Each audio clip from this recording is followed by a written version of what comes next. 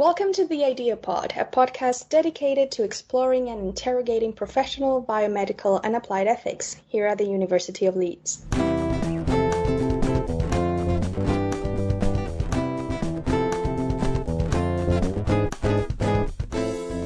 For any new listeners, I am Gabby, a postgraduate researcher at the Idea Center and your host today. In this episode, we will explore what is integrity and why it is important for businesses to integrate and understand this slippery slope concept, considering the pressing state of affairs in our society. To discuss this, I have two experts joining me today. Dr. Jim Baxter from our very own Idea Center. He is the professional ethics consultancy team leader, and he's also a philosopher and ethicist engaging with organizations outside the university as part of the Idea Center's consultancy training and applied research portfolio. Welcome, Jim. Thanks, Gabby. Thanks for having me along. And our guest today is Tracey Groves. She's the founder and director of Intelligent Ethics. Her work involves advising and equipping leaders to unlock sustainable performance, innovation, and transformational growth by embracing ethical values and human-centered leadership. She's also a visiting fellow here at the Idea Center since 2017. Welcome, Tracey. Hi, Gabby. Fabulous to be here with you both. Excellent. Thank you for being here today. So to start this discussion, I would like to first ask you, Jim, what got you interested in integrity in the first place? In your own professional experience, is this something that is prominent? How did you get there? Thanks. Okay, so in my work, I work with businesses and professionals, and particularly professional bodies in a variety of sectors, working on ethics, research and consultancy activities and professional training. And integrity is something that comes up quite a lot. So when you're doing work with professionals on, for example, embedding their code of ethics, or up with an organisation on thinking about what should be in their code of ethics and what their values should be, integrity is just almost always there front and centre. It's very often the first value that an organisation will have in its list of values, what it thinks its values are. So it's something that people obviously think is very important. But when you actually come to think about what it actually means, I think people have less clear ideas, really. So often when you look at codes of ethics that organisations, either businesses or professional bodies have, they'll often be a bit vague in terms of, you know, how they actually define integrity. They might define it in terms of other ethical values. So they'll say something like, our employees work with the utmost integrity. They are honest in everything they do, and they treat other people fairly and with respect, and so on. So what they're doing is they're saying, well, what it is to have integrity is to be honest, to treat people fairly, to treat people with respect. So they're just bringing in a load of other ethical values and defining integrity in terms of those. So it kind of started me thinking, well, if that's what integrity is, and, you know, different organizations will say different things. If that's what organizations are doing when they try to define integrity, you know, is there really any value in having a concept of integrity at all in the first place? I mean, if integrity is just honesty, fairness and respect, or some other combination of ethical values, why not just use those values in the first place? At least then it's clear what we're talking about. You know, we broadly know what we're talking about when we talk about honesty, for example. So is there really any point in talking about integrity? You know, another thought about integrity is maybe it just means acting ethically. I think that's often what people have in mind when they think about integrity. They just mean, you know, someone with integrity is just someone who does the right thing. And in that case, well, again, why talk about integrity? Why not just talk about ethical action or behaviour or conduct? In 2012, an opportunity came along for us to do some research for the Institution of Chartered Accountants in England and Wales, the ICAEW, where we could actually, try and get to grips with that question. But more than that, they were interested in not just what integrity is. So again, like a lot of other organisations, they have integrity as one of their fundamental values, and they were interested in thinking a bit more clearly about what it means. But they were also interested in how organisations can actually go about getting integrity. So this was something that they'd heard from some of their member organisations when they'd done some kind of tentative stuff on integrity. One of the responses that they were getting back is, okay, well, how do we go about promoting integrity? How do we go about encouraging integrity in our employees? And so they wanted us to answer that question as well. So we did a piece of research that combined some philosophical desk research on the meaning of integrity with some more empirical work on organisations and integrity, whether people thought their organisation had integrity, and if they did, what was it about their organisation that made them think it had integrity, and what was it that their organisation was doing to bring that about? What kinds of activities, what methods and techniques were in use in their organisation that were making it the kind of place where people with integrity do well and where integrity flourishes. So we did an online survey. So we did some quantitative work. We sent a survey out and got around 150 responses back, where we were asking these kind of questions that gave us some broad insights. And then we followed that up with some one-to-one semi-structured interviews, which I did almost all of. I think we did 94 interviews, and I think I did 82 of them or something like that. And so I was going into these businesses and talking to a little cross-section of their employees. We were talking to senior people, junior people, people in different functions, people who'd been with the organisation for a long time and some who'd only just joined, and asking them these kind of in-depth questions, which was a really interesting process, and something that I found really rewarding and changed my views. It gave me a more developed set of thoughts about what integrity is and how organisations can encourage and promote it. It's very interesting, and knowing that is such a buzzword for institutions, I think it would be quite interesting, considering the research you've put into this topic, if you could perhaps venture to tell us what you think integrity is, or how it could be defined, so we have a grasp of the elements that actually constitute integrity. Yeah, so there has been some philosophical thinking on this, right? So there have been some philosophers who've given some thought to this question of what integrity is. And there are a few strands in that thinking that we kind of drew together in the research. So one of them, and I suppose it's perhaps the most intuitive or obvious element of what integrity might be, is around kind of a consistent behaviour. So consistent speech and behaviour, consistency of word and deed. So not saying one thing and doing another, basically, or not acting in inconsistent ways, acting in a way that, people know what to expect from you, and so on. So I suppose that's probably what a lot of us have in mind when we think about integrity. But then, of course, you can question, well, is it just any kind of consistency that constitutes integrity? So what if somebody's consistently selfish, or consistently vicious, or consistently cruel? Does that somebody with that kind of personality, can they be said to have integrity? So actually, speaking to people, it seemed like people's intuitions were a bit split about this.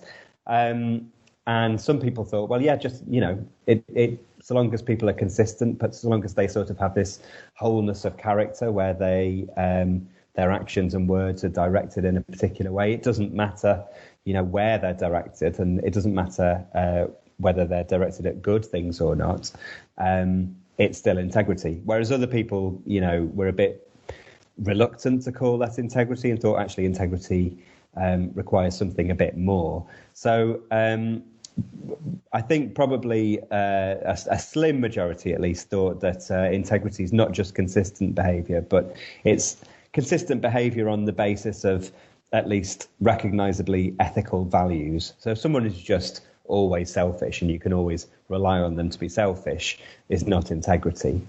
But then, of course, again, is it just any ethical values that can be the basis for integrity, or are some ethical values, what if they're bad values? What if they're values that people think of as being ethical, but actually when we look at them, we don't think they are ethical? So you might think of, someone who is a committed Nazi or a committed terrorist or something. Can people like that have integrity? I'm going to leave that unresolved, really, because I think it's a difficult question. I mean, my own intuition is that actually, yes, I think probably someone who has ethical values that we wouldn't necessarily agree with can still be said to have integrity. So I think we need to be able to say, I don't agree with what you're doing. I don't agree with the values that you espouse, but I can see that you have integrity. Right. So I think that has to be something that we're able to say. So I don't think we need to be able to approve of someone's values to say they have integrity. So anyway, it's consistent behaviour on the basis of ethical values. But there's a strand of thinking about integrity which emphasises the importance to personal identity. So that's something that you find in Bernard Williams, for example, where he talks about what he sees as a conflict between the demands of impersonal moral systems like utilitarianism and Kantianism and personal integrity. So he thinks that personal integrity kind of involves having your own projects and your own priorities, and that insofar as a moral system prevents you from doing that, it's interfering with your identity. But there's also a really interesting paper by Lynn McFall where she talks about how we have kind of fundamental moral commitments that we think make up part of our identity, and if we betray those commitments, we're kind of betraying ourselves in a fundamental way. So she talks about friendship, for example. So if you think that being a good friend is just a kind of fundamental part of your identity, it's part of who you are, it's part of what makes you who you are, and then you betray a friend or in some way prove yourself not to be a good friend, then you lose a sense of self in some way.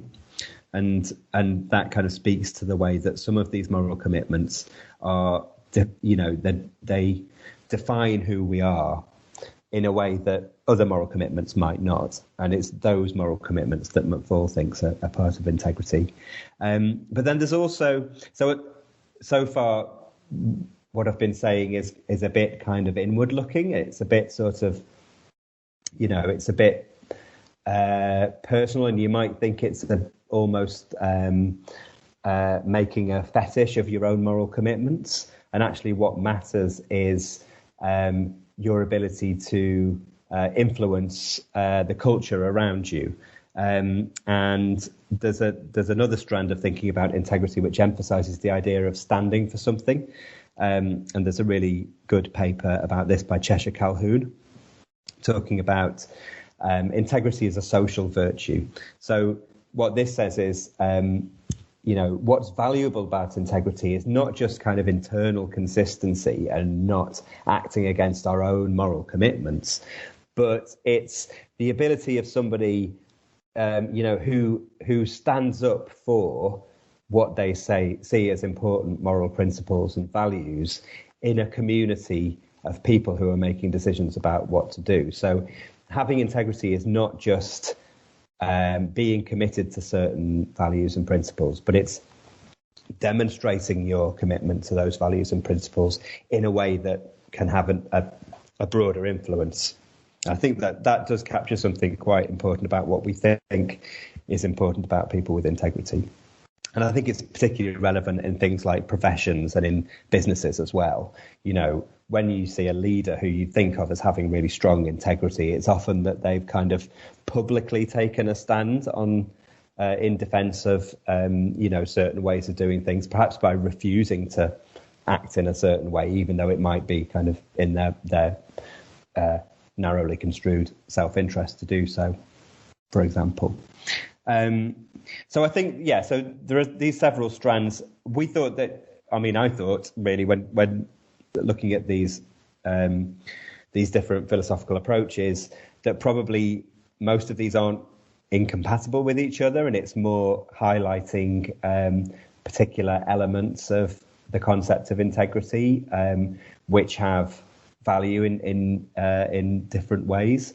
So we ended up with a kind of composite account of integrity that tried to capture the most important insights from these different traditions, really. So that it's consistent behavior, but it's on the basis of strong ethical values, but it's also partly valuable because you can stand up in a community of decision makers and represent those values in a way that can have a broader influence.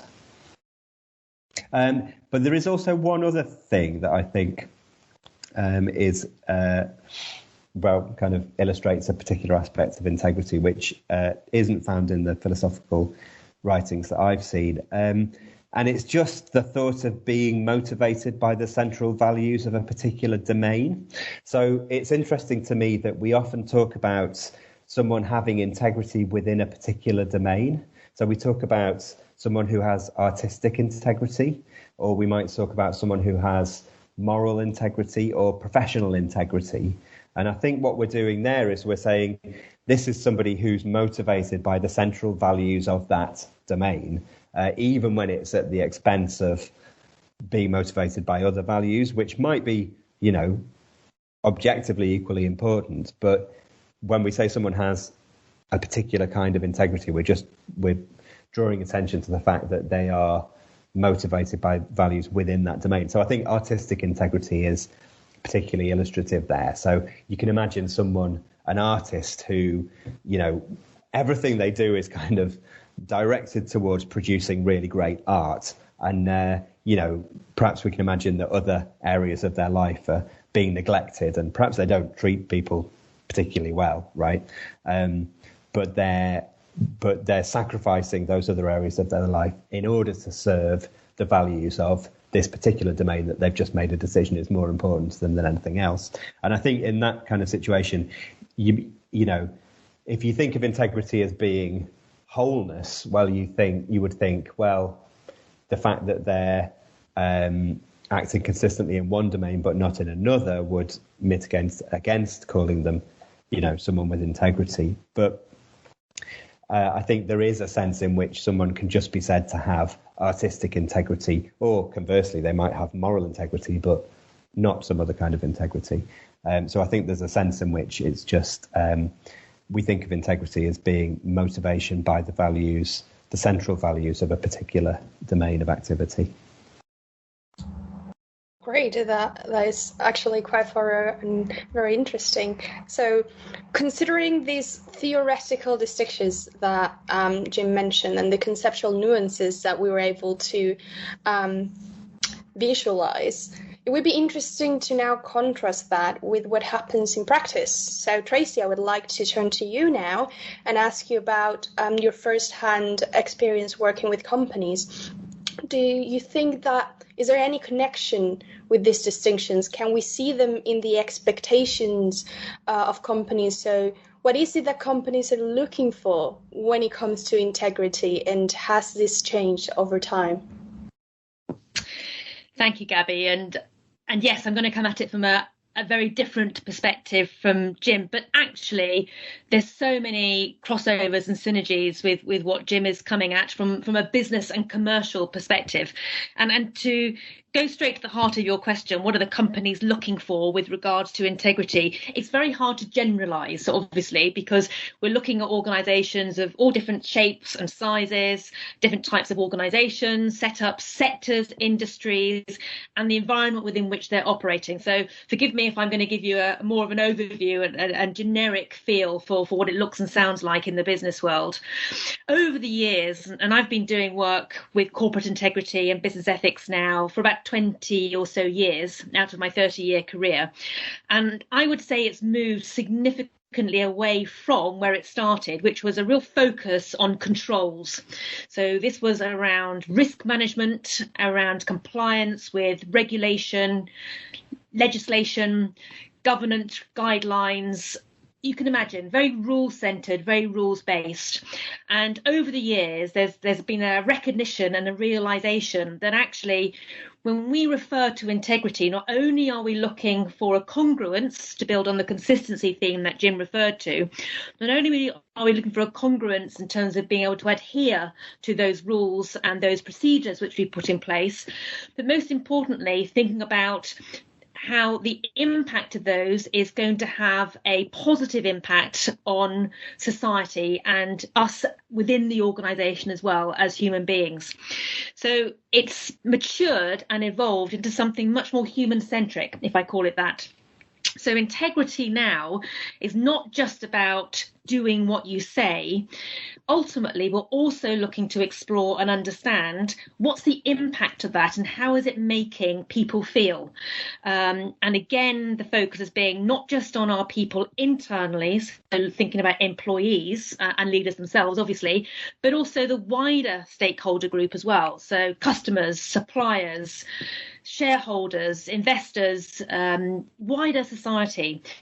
And we're seeing this big shift towards now, and we've got another 3-letter acronym which is hitting the press at the moment very positively and great popularity: ESG, environmental, social and governance issues.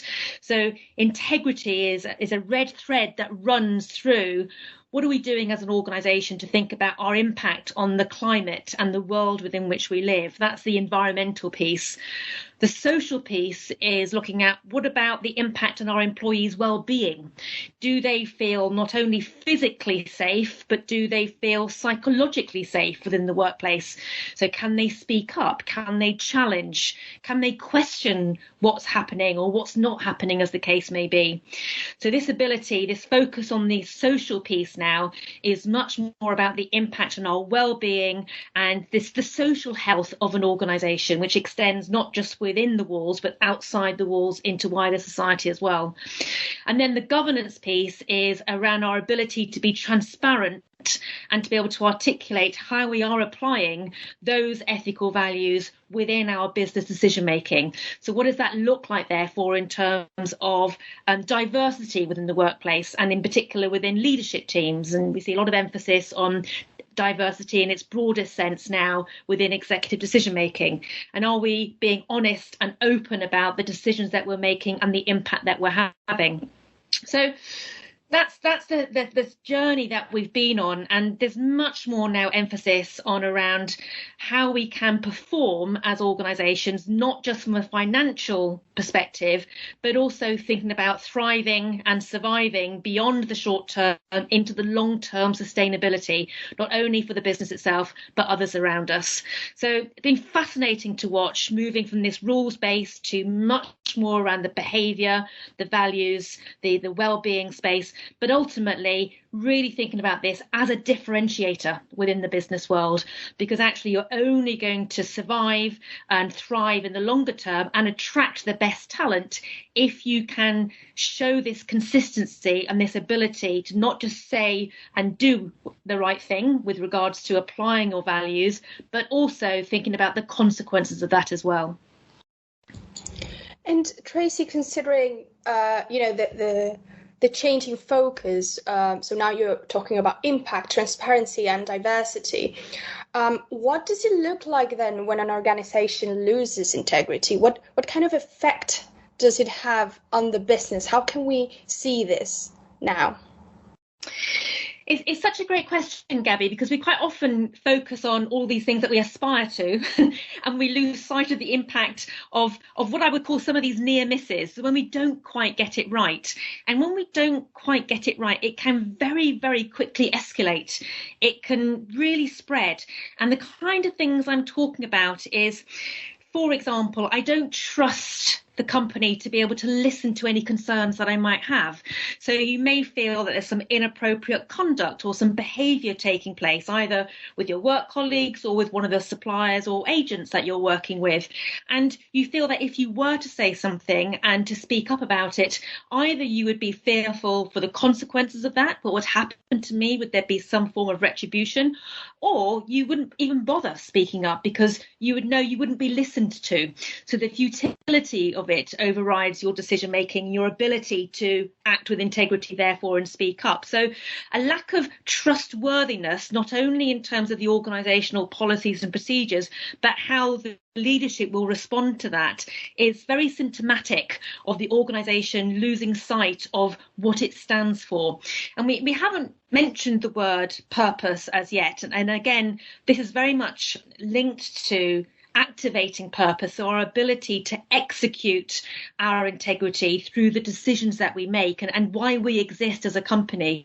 And when we lose integrity, we lose sight of why we're doing what we're doing. It's not just what it is that we do as a company, what widgets we make, what customers we serve, what products that we sell. It's much more about, in order to achieve what will be the legacy, who will benefit from what we are doing, and how will that ensure that all of us can participate and thrive in that environment. So a lack of integrity becomes a quite uneasy climate, if I can call it that. It becomes quite silent. Nobody questions or speaks up. It also suppresses innovation. So just as I wouldn't voice concerns, I also wouldn't share ideas. I also wouldn't be creative and think about potentially taking some risks, because if I were to get it wrong and to fail, the repercussions would be huge. So the fear of failure and the lack of forgiveness in that kind of climate means that people won't come up with good ideas. And it feels unsafe.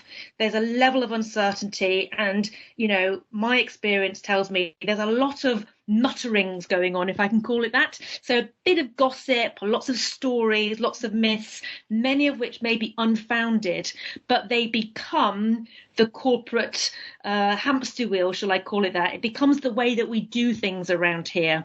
And the disappointment in that is that effectively, going back to my point around purpose, we lose sight of why we're here and why we're in business and what role we have to play, not just in order to be commercial, but more importantly, thinking about our role in the bigger sense in society as well. Great. And so I see that you're talking about innovation, forgiveness, this feeling of safety, all aligned with this concept of purpose, the purpose of why are we doing what we're doing? Yeah. So considering that, what are the most important things you think leaders should be doing in order to promote integrity in their organization, considering these factors that you just mentioned? Well, number one has to be the ability to role model. The ability to not only set the standards through what you say, but then execute them through your behaviours. So that tone from the top, actually you living and breathing it as leaders and taking accountability for it as well. And this isn't easy to do. I think very much sometimes we lose sight of the challenge. As human beings, we have our inherent flaws. We seek to protect ourselves. We have, overriding concerns about not losing face and wanting to feel valued and wanted and needed. But actually, from leaders, we've got to admit to ourselves that we may not know all the answers. So leaders now are having to, in order to be really effective, they're having to be much more curious and to be humble in terms of not only what they do, but how they do it. And especially if I think about recent times, if I think back to this very uncertain and volatile period we've been in the last 12 to 15 months with the global pandemic, we've seen a real shift towards leaders knowing all the answers because we've never lived through something like this before, to leaders being much more active in their ability to listen, to speak, to be curious, to speak to their employees, to their customers, to reach out and to question what not only could we be doing, but what should we be doing? And that's so refreshing to see this. And it requires a level of vulnerability that historically, or traditionally, shall I say, from leaders we've not seen. We've always looked at leaders as experts, as knowing what to do and how to get us there. But actually, what we're looking for is a far more collaborative and consultative way. We still need direction, we still need clarity, but the level of humility and empathy that goes with that, I think, is now very different and actually moving us towards potentially a new leadership framework in the future world. Powerful words right there. And well, considering the need for collaboration, for empathy, for humility, as Tracey just told us, and considering as well that the team here at IDEA offers a service to businesses, consultancies on these matters, what exactly can a philosophical perspective offer to them? In other words, why should businesses talk to philosophers about issues like integrity? Jim, could you tell us something about this? Sure. Well, I mean, there's one thing that philosophers like doing and, hopefully quite good at. It's making clear distinctions and thinking about concepts in a clear way. And I think integrity is an example of that.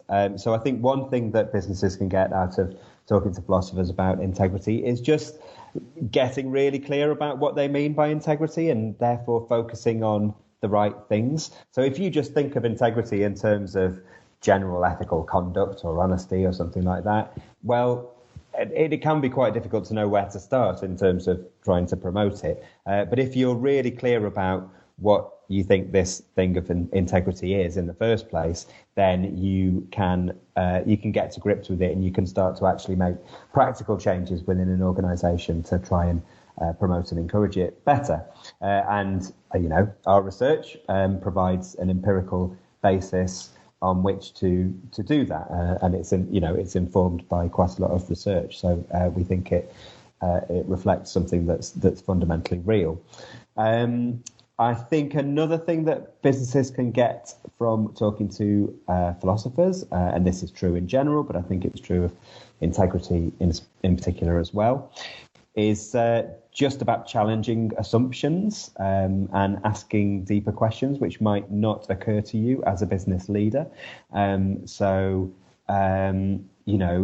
Just kind of thinking a bit more deeply about what your organisation is trying to do. As Tracey was saying, the purpose of an organisation is a really important element of this work. And I think one of the things that philosophers can do is challenge business leaders to think about, as Tracey was saying again, why are we doing these things? Is it just because this is the way we do things around here, or is there a deeper purpose to what we're trying to do? And generally there will be, but it might be something that's unexamined. And one thing that philosophers can do is bring out unexamined assumptions in a way which is hopefully quite fruitful and productive.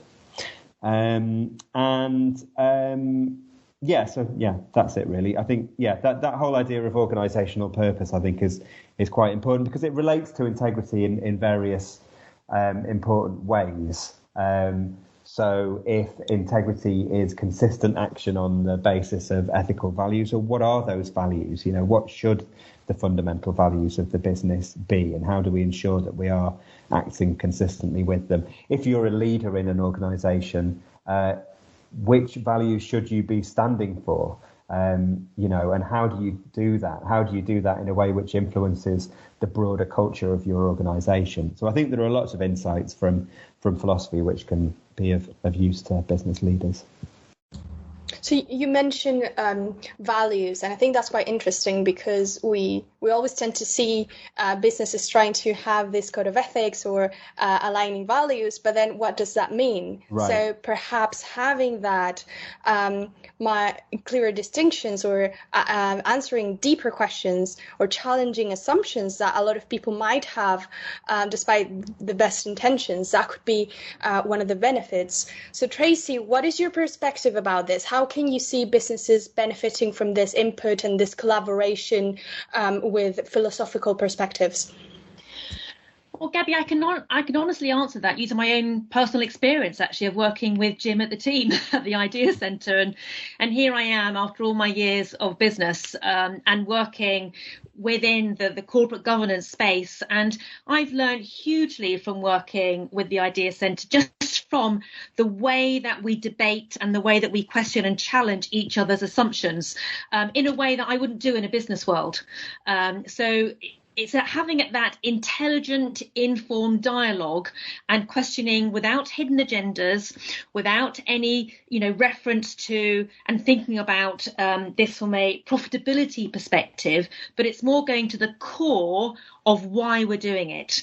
And so I've personally learned so much more about the ability to stand back, to reflect, which when you're in business, when you're in the thick of it, in that operational detail, you can get blinded. So when you ask me this question, I instinctively go to the number of blind spots, which we all have inherently, because we are so deeply immersed in the day-to-day things that take place and the way that we've always done things. And what Idea and Jim and the team do is offer a very refreshing but constructive way of examining that, so that you begin to look at things differently. You may end up in the same place, I'm not disputing that, but the way you go about it and the rigor and the robustness within which you've challenged yourself is very different, and that has got to be worthy, and it's got to be a valuable thing in which we all go through. Fascinating. Sadly, we are now reaching the end of this episode. I am sure we could keep talking about this and the many ramifications and experiences related to integrity. But to close up, I would like to finish asking you both, Tracey and Jim, if you could give us some final advice. So what are the most important guidelines for businesses concerning integrity, in your opinion? Shall I go first? I would say one of those is, so there can be a way of thinking about integrity where you just think of it as about being consistent. And then if you apply that to an organization, you think, well, what integrity is kind of uniformity of thought. So you want everybody in the organization pulling in the same direction, saying the same things, and then we'll have integrity. But actually, part of what integrity is about is owning up to mistakes. And it's listening to dissenting voices and criticism, constructive criticism, when it comes from within the organisation. So actually, what leaders need to be doing, or one of the things that leaders need to be doing, is promoting an open culture within organisations where people can say things, even if they're uncomfortable or perhaps unwelcome. They can say things and they know they'll be listened to, and their concerns, for example, will be acted on. So it's not just about consistency. If you think consistency is everybody thinking the same thing, it's about valuing people who might not be thinking the same thing that you're thinking, and taking lessons from that. That would be one thing that I would say. I couldn't have put that better myself, Jim. I think that's a brilliant response. And just to build on that, I suppose, is my final point, which would be, it's never over. So, this is constant. It's an evolving, constantly shifting environment within which we're operating. And I think this dynamic is unsettling for some within business. We want to see it having a finite start date and end date. And Tracey, give me milestones and give me project timelines. And then by the 31st of October, whatever year, we'll all have integrity. And that will be it. And it's nowhere near as binary or as transactional as that. It's so transformational when you are able to hardwire this into the mindsets and the beliefs of all of the people that you touch by doing business with and with whom. The impact and the power of which is huge. And it requires work. It requires real effort all of the time. So my takeaway is, don't underestimate the amount of hard work it is, but it's absolutely essential work. It's just as important as making sure you get your products delivered on time, you look after your, all these things which we've talked about. It's absolutely an imperative for business to take this seriously. And those who do will find themselves at the forefront of what it takes to be a sustainable business. And that's really the key thing to aim for. So looking at the future, of course, this transformative essence of integrity seems to be the thing to look out for. I would like to thank Tracey and Jim for joining me today and provide us with a great insight into integrity in the business world. Without a doubt, we can see the benefits of integrating ethics and philosophical thinking to solve issues like this and establish guidelines that can avoid the common ethical blind spots that Tracey highlighted. So thank you very much, Jim and Tracey. Thanks very much, Gabby. It's been a great pleasure. Thank you, Gabby. Brilliant. To all listeners, thank you for joining us today, and until next time.